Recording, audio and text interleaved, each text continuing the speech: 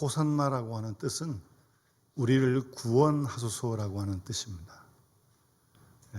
예수님께서 어린 나귀를 타시고 십자가의 고난과 죽음이 기다리는 예루살렘 성으로 들어가실 때 많은 무리들이 종려 가지를 흔들면서 호산나 호산나 그렇게 찬양을 했어요. 호산나 우리를 구원하소서. 사실 이 찬양은 우리의 생활 현장에서 매일매일 우리가 해야 할 기도요 찬양이죠. 구원하소서. 순간순간 여러분 엄습하는 두려움들이, 염려들이, 불안들이 얼마나 많습니까? 거기서 우리가 건진받아야 되는 거 아닙니까? 계속 눌려 있을 거예요? 아니잖아요. 우리를 구원해 달라고 기도하고 찬양해야죠. 그렇게 이번 한 주간 아니죠. 매일 그러지 매일. 첫 만남에 목이 뻣뻣해지고 교만하려고 그러고 함부로 말을 하고 상대방의 마음을 아프게 하는 그런 이들을 자행자지하면서도 거기서 헤어나가라고 기도해야 되는 거 아니에요?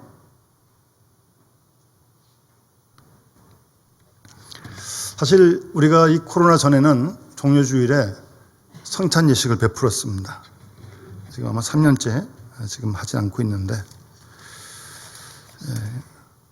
성찬 예식은 하지 않지만 참여하지 않지만 우리가 그 의미는 다시 새길 수 있어야 되는 거 아니겠어요?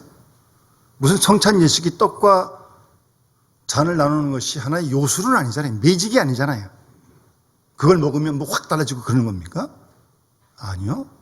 그 의식이 예식이 의미하는 바를 우리가 잘 마음에 새긴다면 우리가 뭐 떡과 잔을 지금 나누지는 않지만 얼마든지 우리가 그 의미와 뜻을 새길 수 있는 또 감사할 수 있는 뭐 그 정도의 성숙한 믿음은 다 되는 거 아닙니까? 예수 믿은 지 뭐 어제도 아닌데 말입니다. 예수님께서 내 살은 참된 양식이요 내 피는 참된 음료로다. 그렇게 말씀하지 않으셨어요? 내 살을 먹고 내 피를 마시는 자는 내 안에 거하고 나도 그의 안에 거하나니. 살아계신 아버지께서 나를 보내심에 내가 아버지로 말미암아 사는 것 같이 나를 먹는 사람도 나로 말미암아 살리라. 그런 의미를 되새기면서 떡과 잔을 마시는 거예요. 먹고 뭐 나가서 또 따로 그냥 뭐 마음대로 확 하고 그거 아니고 내 살을 먹고 내 피를 마시는 자는 내 안에 거하고 예수님 안에 거하고 예수님이 우리 안에 거하시고 그래서 살아계신 아버지께서 나를 보내심에 예수님께서 아버지로 말미암아 사는 것 같이 나를 먹는 사람도 그 잔과 떡을 마시는 사람도 먹는 사람도 나로 말미암아 살리라. 이 말씀을 매 순간 우리의 삶 속에서 이루어드릴 수 있는 그런 기도하는 마음을 가지고 산다면 성찬 예식을 우리가 이 시간 베풀지는 않지만 그런 의미로 살아가는 거죠. 그 의미가 중요한 거란 거죠.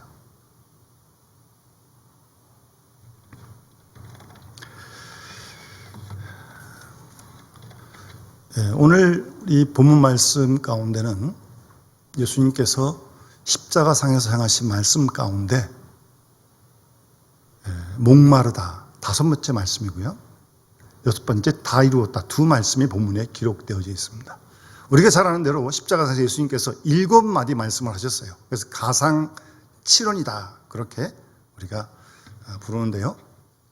우리 영상 잠깐 틀어주시고 짧은 영상인데 그 가상칠언만 나오는 영상이 있어요. 다시 한번 우리 예수님께서 십자가에 달리셔서 하신 말씀이니까 유언의 말씀 아니에요?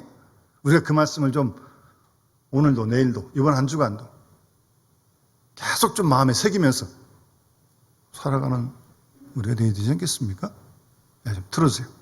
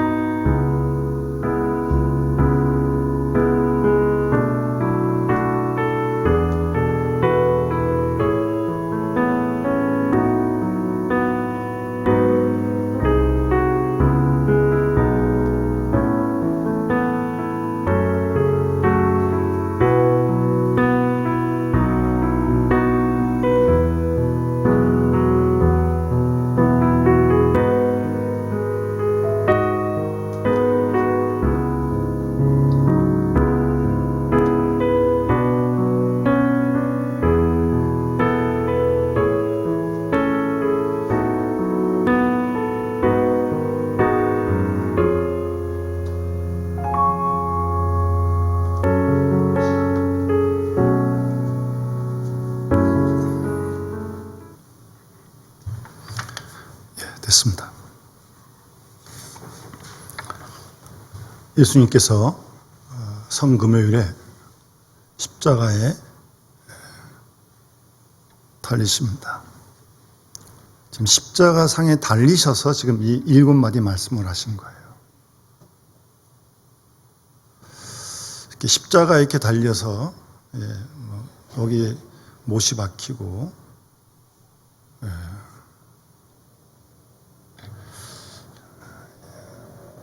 그렇게 되면 육신적으로 상당한 고통이 따라오게 됩니다. 우리가 경험하는 감기 몸살 이런 그 정도의 고통하고 비교할 수 없는 거고요.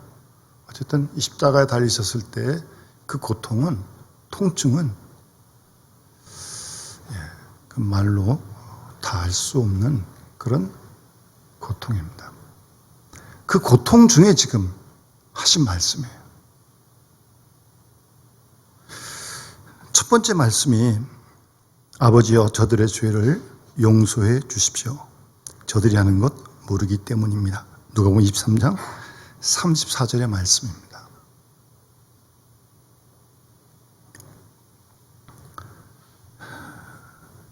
여기서 저들의 죄라고 하는 것은 1차적으로는 예수님께서 십자가 달리실 때 예수를 희롱하고 때리는 사람들, 군사들, 또 눈을 가리고 선지자 노릇해라, 너를 친 자가 누구냐라고 조롱하는, 많은 말로 욕하는 그런 무리들이죠. 1차적으로는. 근데 그들만 아니에요. 사실은 표현되어 있지 않지만 대제사장, 서기관, 바리새인들, 빌라도 총독도 마찬가지로 생각합니다. 불의한 재판을 하는 그들을 예수님께서 용서해 주십시오. 오늘 장로님께서 기도하실 때도 글쎄요, 교수님께서 마음 감동을 주셨는데 용서의 기도를 하셨는데 지금 고통이 이어지고 극심한 가운데서 첫 번째로 한 말씀이 저들의 죄를 용서해 달라는 그런 기도요 말씀입니다. 우리가 이런 말씀 계속 마음에 새겨야 되는 거 아닙니까? 그 말씀도 우리도 해야 되는 거 아니에요? 예? 부담스럽지만 그게 예수 믿는 거죠 뭐.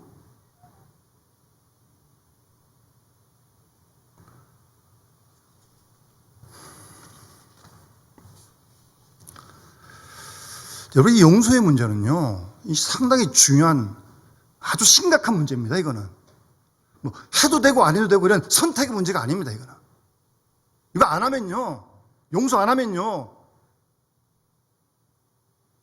성경 읽어드릴게요. 예수님께서 산상수훈에 마태복음 6장 보면 기도에 관해서 말씀하시거든요. 외식하지 말라, 남에게 보이려고 기도하지 말라, 골방에 들어가 기도해라. 그런 다음에 주기도문 가르쳐 주시잖아요. 그리고 이어서 하신 말씀이 뭐냐면 너희가 사람의 잘못을 용서하면 너희 하늘 아버지께서도 너희 잘못을 용서하시려니와 너희가 사람의 잘못을 용서하지 아니하면 너희 아버지께서도 너희 잘못을 용서하지 아니하시리라. 예수님 말씀이에요. 단도직입적으로 우리가 잘못한 사람 용서 안 하면요, 하나님 우리 용서 안 하시겠대요. 그럼 무슨 기도를 해요? 그런 기도 받으시겠어요, 하나님께서?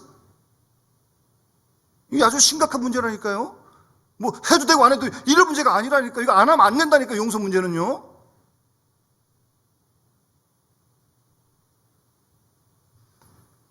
우리의 가정에서나 교회에서나 사회생활 속에서도 비일비재하게 우리 이웃들과 불편한 관계가 들어있잖아요.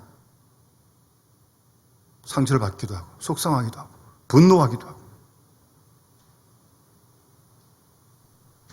그런데 여러분, 너희가 사람의 잘못을 용서하지 않으면, 또 우리도 잘못하잖아요. 우리가 잘못 안 하면 용서 안 해도 돼요. 근데 우리가 잘못 안 하나요? 어디?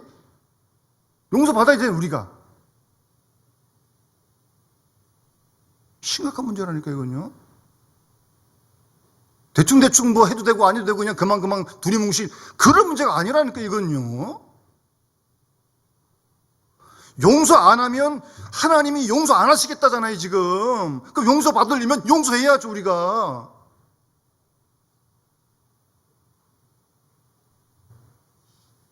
베드로가 예수님께 와서 요한복음 18장에 마태복음 18장에 예수님에게 형제가 내게 범죄하면 몇 번쯤 용서할까요? 한 7번 할까요? 나름대로 선심 많이 쓴 거예요 베드로가. 큰맘 먹고 7번 용서하는 것도 쉽지가 않죠. 근데 예수님께서 뭐라 그러세요? 7번뿐 아니라 7번을 70번까지라도 70, 49, 490번 하는 거예요? 아니요. 무제한으로 하는 거예요. 무제한으로. 그런 다음에 장로님 기도하신 그 용서하지 못하는 종의 비유를 말씀하시는 거예요. 1만 달란트 빚진 탕감받은 종이 100데나리온 종한테 막 다그치잖아요. 주인이 그 데려다 다시 감옥에 넣어버립니다. 탕감했다가. 그러나 예수님께서 뭐라 하신지 아세요? 너희가 각각 마음으로부터 형제를 용서하지 아니하면 나의 하늘 아버지께서도 너희에게 이와 같이 하시리라. 상당히 무서운 말씀이에요 이건요. 여러분 알아서 하세요. 알아서 하시라고. 하나님 말씀대로 우리가 믿고 따라야지.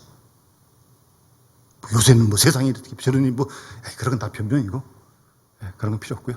우리 하나님 말씀대로 믿어야지. 말씀대로. 여러분 정말 용서하기가 쉽지 않습니다. 쉽지 않아요. 그러나 우리가 하나님의 은혜를 구하면서 이렇게까지 말씀하시는데 용서 안 할 거예요? 그러고 무슨 기도하고 무슨 예배를 드리냐고요. 그런 예배를 받으시겠냐고요. 그런 기도를 드리시겠냐고요. 내가 용서받지 못하는데?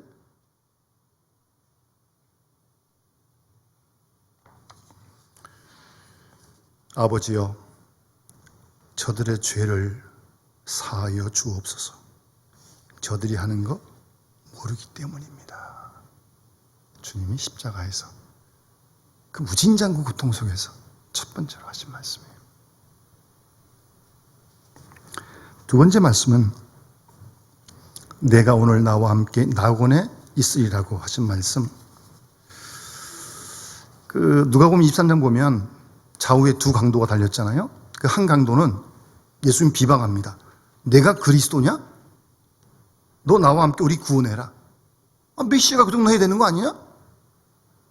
그렇게 비방을 하는 거예요. 그랬더니 다른 강도가 그 사람 꾸짖습니다. 내가 동일한 정죄를 받고 하나님을 두려워하지 않느냐? 같은 강도지만 달라요. 우리가 행한 일에 상당한 우리가 보응받는 거 당연한 것인데 이 사람은 행한 것이 옳지 않은 거 없다. 아마 들었고 보았고 알았던 것 같아요. 이 강도는.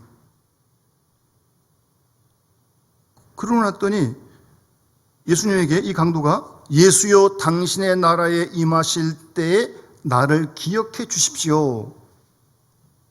그렇게 얘기를 해요. 그랬더니 예수님이 하신 말씀이 이제 두 번째 하신 말씀이에요. 진실로 내게 이르노니 오늘 내가 나와 함께 낙원에 있으리라. 놀라운 말씀이죠. 예?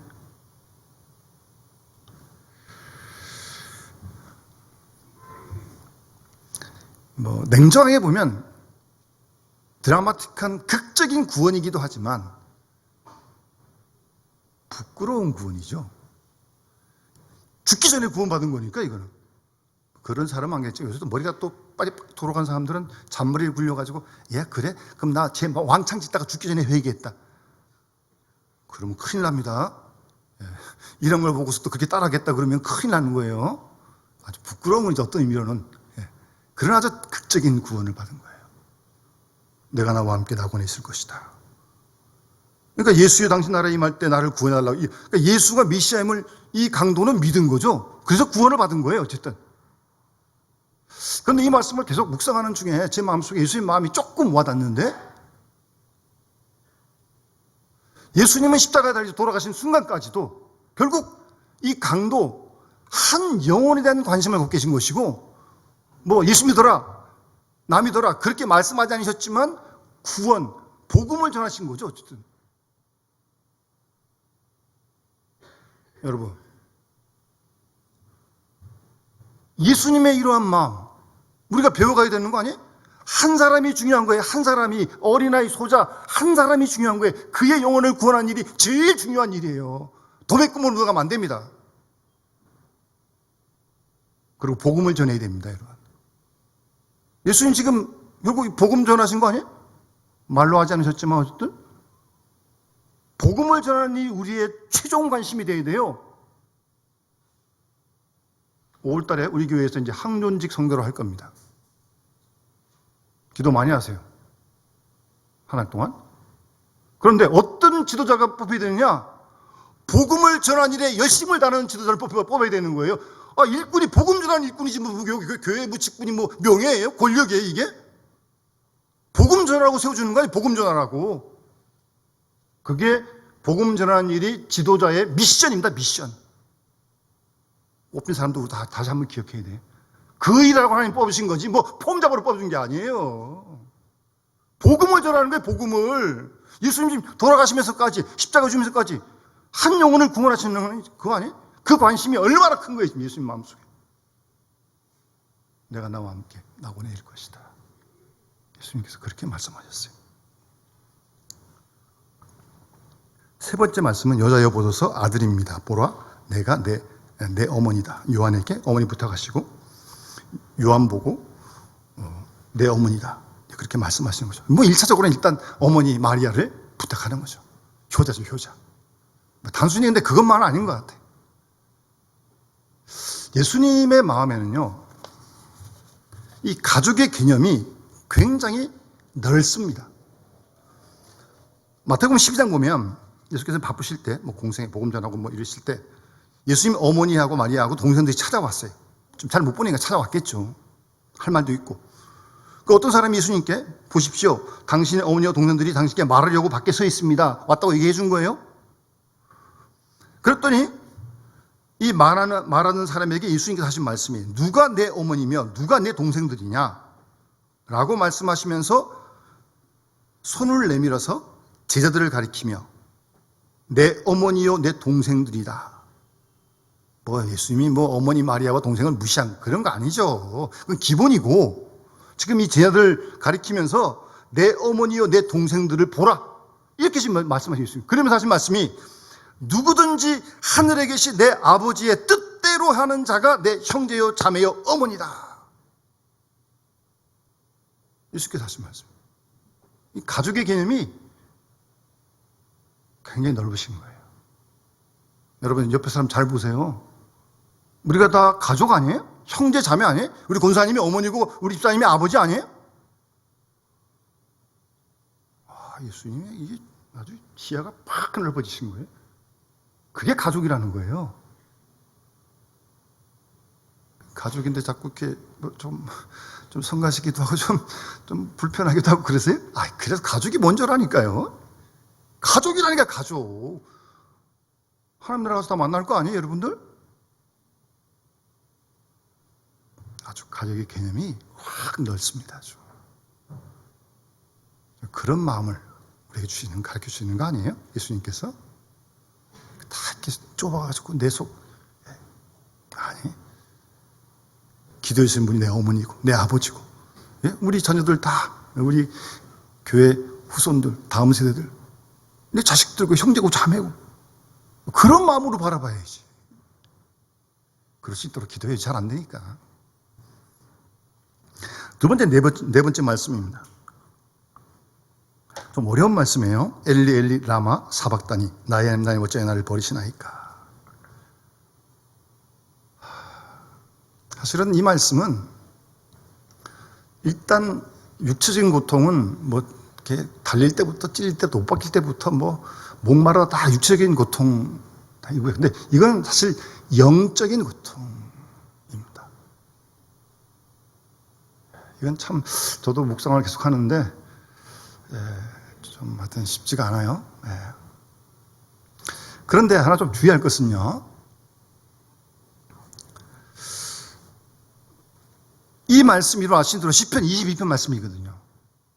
그러니까 예수님이 얼마나 예수님 하나님 말씀을 특히 그 당시 구약이니까 구약밖에 없으니까 이 말씀을 얼마나 많이 암송하셨는지 이 말씀이 턱 나오는 거예요 지금 이 상황에.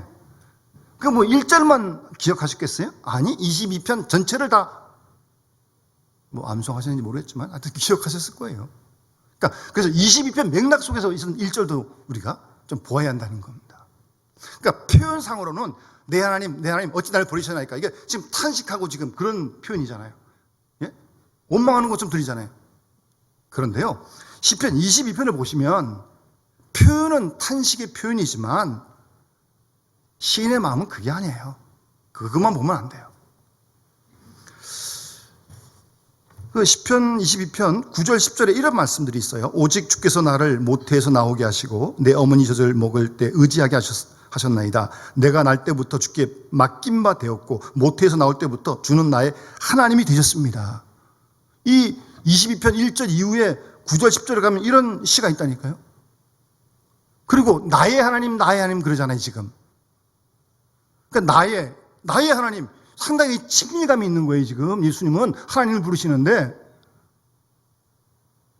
그러니까 표현은 탄식하는 표현이지만 이 탄식하는 표현의 기도, 말씀 그 내면에는 시편 20편 시인 노래하는 그 고난 가운데서도 하나님을 의지하는 마음이 절대적인 걸 노래하고 있는 거예요. 그걸 놓치시면 안 됩니다. 여러분도 이러저러한 고난, 아픔이 다 있지 않습니까? 뭐 싫죠. 고난이 좋은 사람 어디 있어요? 그렇다고 하나님께 원망하실 거예요? 왜 나한테 이런 고난 주십니까? 그러실 거예요? 아니요. 그 고난 가운데서 신실한 하나님을 믿고, 예? 나 살아가신 거 분명한 거 아니에요? 믿고, 뭐 그 뜻을 묻을 수도 있고, 고난 중에도 하나님의 의지하는 마음은 변동이 없어야죠. 예? 그런 예수님의 전폭적으로 하나님께 의지하는 그런 마음이 깔려있는 표현이라는 것 놓치지 말아야 합니다. 엘리 엘리 라마 사막다니 나의 하나님 그러잖아요. 상당히 고난 중에서 친밀감이 지속되는 거예요. 그 다음 5번째 목마르다라는 말씀인데요. 이 목마르다는 말씀은 그리고 6번째 말씀이 다 이뤘다는 말씀이거든요. 오늘 본문의 말씀이거든요. 이 두 말씀은 마태, 마가, 누가에는 없는 말씀입니다. 네. 그러니까 마태, 마가, 누가는 이 목마르다는 용어가 별로 그렇게 중요하다고 생각지 않은 것 같아요. 그런데 요한복음이 맨 마지막 1세기 말에 기록된 복음서거든요. 시간이 많이 지난 마태, 마가, 누가보다 많이 지난 다음에 기록한 말씀이에요. 근데 그 사이에 좀 이단이 좀 있었거든요. 여러분 자신 들어보시면 영주의주의라고 하는 이단이 있었어요. 이게 교회 속에 침투해 들어왔습니다. 이 영주의주의는 철학인데 철학을 종교화한 것입니다. 아주 노골적인 이원론자들입니다. 이 영주의주의자들은. 그래서 정신적이고 영적인 건 다 선한 거고요. 물질적이고 육적인 건 다 악한 겁니다. 그걸 믿는 사람들이라니까요. 이 영주주의자들이. 그러니까 예수님이 하나님 메시아까지는 괜찮은데 육신을 입고 왔다는 건 용납이 안 되는 거예요. 그 시기적으로 지나고 나니까 돌아가신 다음에 수십 년 지나니까 또 기억도 가물가물하고 그러니까 거기에 이 이단이 딱 들어와가지고 예수님은 눈에 보이게 있은 분이 아니야. 이런 식으로 유혹을 하는 거예요. 그래서 목마르다. 마태, 마가, 누가는 전혀 기록지 않았는데 요한은 목마르다를 아주 쾅 박아놓은 거예요. 무슨 말이에요? 예수님은 참 하나님뿐만 아니라 참 인간이시다. 물론 죄는 없으시지만 그 사실을 강력하게 지금 변증하고 있는 거예요 지금. 그래서 목마르다. 물론 이 목마르다는 것도 큰 고통입니다. 사람이 피를 이렇게 막 흘리고 탈수 현상이 생기면요 그때 목마르는 건 그냥 목마른 거하고는 차원이 다른 겁니다. 그런 고통도 고통인데 특히 요한이 이 말씀을 딱 여기다 집어넣은 이유는 예수님의 인성을 부인하는 그 이단들, 영지주의자들, 거기에 대한 단호한 반박입니다. 아니다. 예수님 분명한 하나님이시고 분명한 죄 없인 우리가 꽃같은 사람이시다 라는 걸 은연중에 지금 변증을 하고 있는 겁니다. 여러분, 우리 모두 다 예수가 참 하나님이심과 예수가 참 사람 되심을 믿는 것이 올바른 신앙입니다. 둘 다를 다 믿는 게 올바른 신앙이에요. 한쪽에 치우치면 안 됩니다. 그래서 특별히 이런 이단에 대한 염두를 두고 요한은 목마르다라고 기록하고 있고요. 여섯 번째가 다 이루었다는 말씀입니다. 다 이루었다. 다 이루었다. 여러분, 다 이루었다.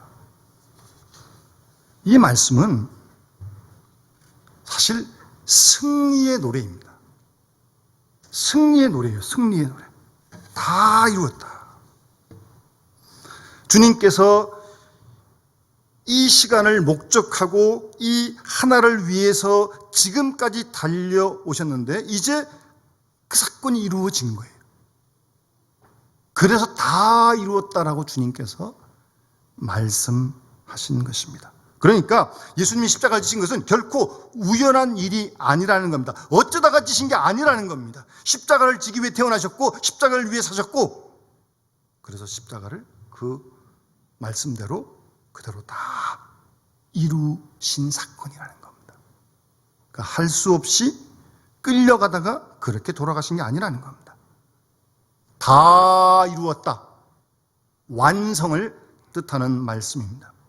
그러니까 십자가의 죽음은 결코 실패가 아니라는 말씀입니다. 승리의 사건입니다. 사랑의 승리요, 믿음의 승리요, 소망의 승리라는 것을 확실히 증거해 주는 말씀입니다.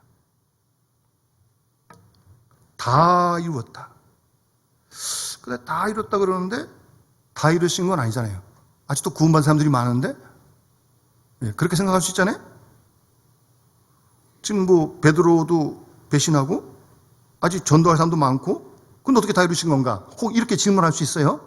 그러니까 이 말씀을 우리가 똑바로 이해해야 되는데 여기서 다 이뤘다는 말씀은 결코 물량적인 문제를 말씀하시는 게 아니에요. 양적인 문제를 말씀하시는 게 아니죠. 아직도 구원받은 많이 남아있는데 물량적인 양적인 문제로 접근하면 안 됩니다. 내게 향하신 하나님의 뜻, 내가 해야 할 복음 전하는 일, 그 일을 질적인 차원에서 다 이루었다는 그런 의미의 완성입니다. 여러분, 우리에게도 각자의 주어진 사명이 있는 거 아니겠어요? 맡겨진 일이 있는 거 아니겠어요? 그 일을 마치는, 다 이루는 그런 인생을 살아가야죠. 그런 완성의 인생을 살아가야죠. 주님도 그러셨는데 우리도 그래야 되는 거 아니에요? 우리에게 맡겨진 사명이 다 있는 거 아니겠어요? 그러니까 완성이라고 하는 것은요, 얼마나 진실했는가, 끝까지 충성했는가, 끝까지 사랑했느냐, 거기에 완성이 있는 겁니다. 얼마를 쟁취하고 얼마를 칭찬받았느냐, 거기에 있는 게 아니라는 거예요. 성공을 했습니다. 많은 부와 명예를 얻었습니다. 그런데 그를 위해 진실을 잃어버렸다면 이건 하나님께 부끄러운 거죠. 예? 회개해야 되는 거죠, 그는.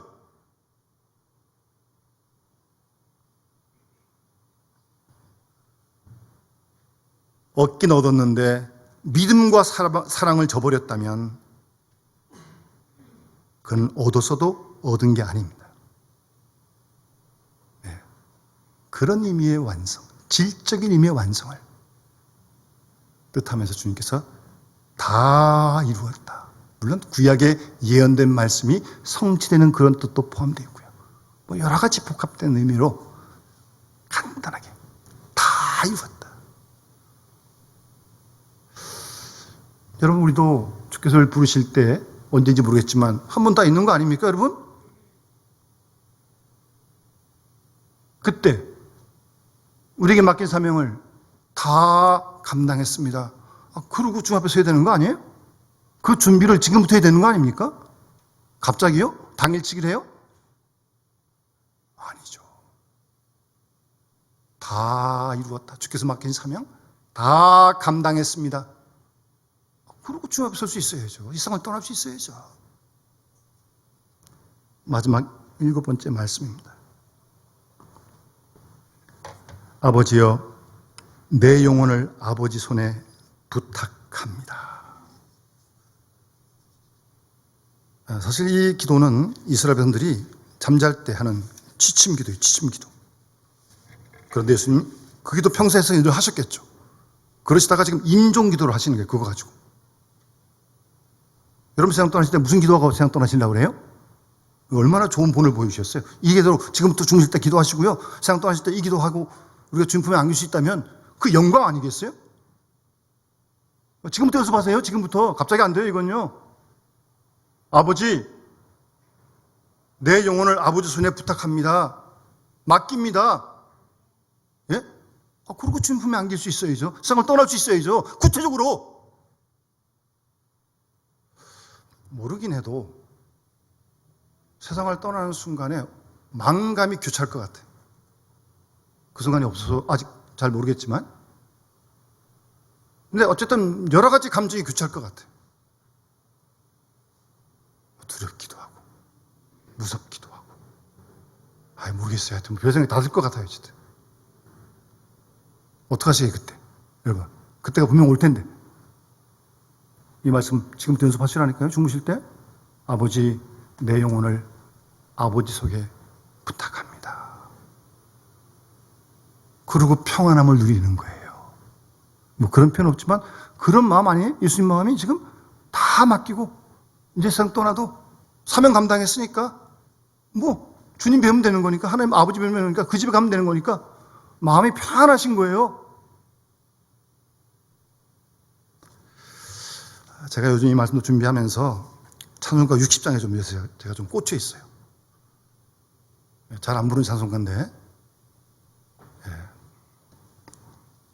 잘 못 부르지만 그러니까 가사보다는 이렇게 불러야 이게 좀 이렇게 확 좀 오는 것 같아요. 영혼의 햇빛 예수여 가까이 비춰주시고 이 세상 구름 일어나 가리지 않게 하소서. 이 눈에 단잠 오기 전 고요히 주를 그리며 구주의 품에 안기니 한없이 평안합니다. 언제 어떤 순간에 주를 부르실지 모르겠지만 여러분 우리가 이런 찬송 부르면서 고요히 주를 기리며 구주의 품에 안기니 한없이 평안합니다. 우리 그런 은혜 누려야 되는 거 아닙니까? 예? 언제고 우리한테 올 시간인데 주님 부르실 때 우리가 이렇게 이 기도하면서 이런 평안을 누리면서 주님 품에 안길 수 있는 그런 준비를 해야 되는 거 아니에요?